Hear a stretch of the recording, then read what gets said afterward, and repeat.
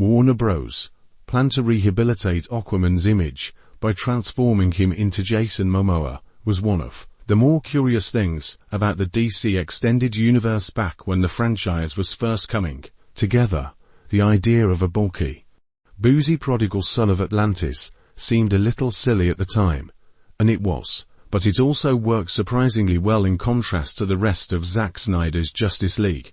And while that film not have been much to write home about, Aquaman's presence within it seemed like a hopeful sign that Warner Brothers might still be able to right the ship eventually. Small gasps of that same hope were present in director James Wan's first uneven Aquaman solo feature, whose dazzling underwater set pieces and light-hearted tone combined to make it feel like a much-needed breath of fresh air for the DCEU. Given the first Aquaman's incredible box office success, it was no surprise when a sequel was announced. Back then, it was easy to imagine the follow-up film reflecting the lessons Warner Brothers learned from its difficulties getting the rest of the DCEU off the ground. In Aquaman and the Lost Kingdom, you can plainly see just how much attention Warner Brothers has been paying to the public's response to its own unwieldy franchise of comic book adaptations, and to the direction that its competitors like Disney, Marvel, have been taking their projects lately.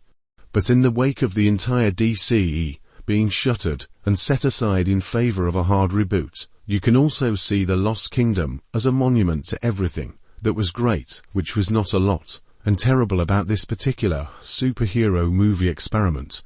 Rather than wasting time framing itself as part of an expanding universe the way some of Warner Bros. Other recent live-action DC films have, Aquaman and the Lost Kingdom puts all of its energy into reintroducing you to half-human half-Atlantean King Arthur Curry. Aquaman Jason Momoa, as both the human-born member of the Justice League and the rightful heir to the Atlantean throne. Arthur is widely known as a unique kind of hero throughout the many oceanic kingdoms, secretly thriving deep within the Earth's oceans.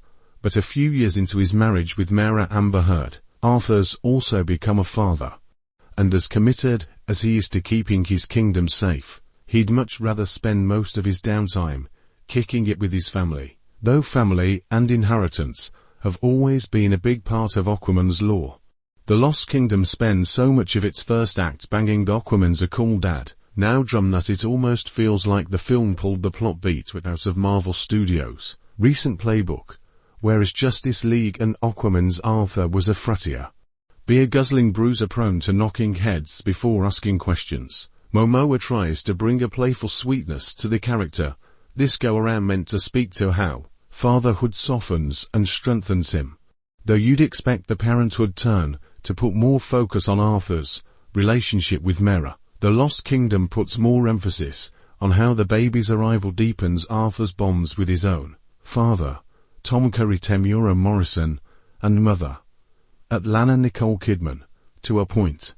That emphasis helps The Lost Kingdom differentiate itself from other films about superheroes, becoming parents, like Thor, Love and Thunder and Ant-Man and the Wasp, Quantumania. But as the film unfolds, Heard's notable lack of screen time becomes an increasingly conspicuous reminder of the Lost Kingdom's behind-the-scenes troubles. The Lost Kingdom is insistent about reminding you how much Arthur loves being a family man.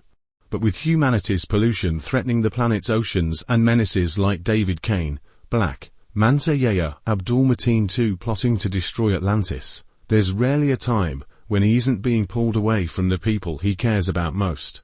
If The Lost Kingdom narrowed its focus to Arthur's struggles with being torn between his lives on land and sea, the movie would probably play a bit more like a smooth, self-contained sequel building on well-established ground.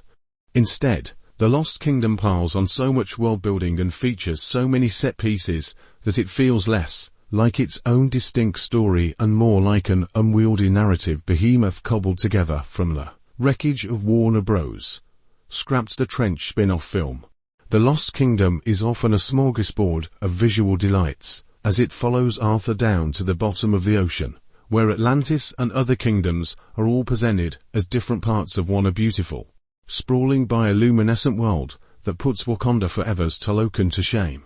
but as inspired as the film's visuals are, its plot tends to be as predictable as it is winding, and it spends so much time introducing new faces and underwater locales that it isn't until the third act that anyone gets around to mentioning the existence of a kingdom whose being lost might be of some importance more than anything else. That bloated quality is what makes The Lost Kingdom feel like a product of the DCEU, but it's far from the franchise's worst film.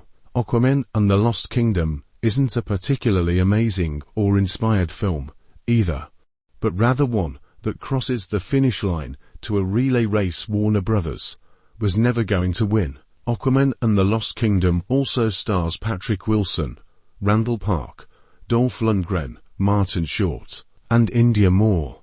In short, I can say that I like the movie. After you like this video and subscribe to my YouTube channel, go and watch the movie. We will meet again.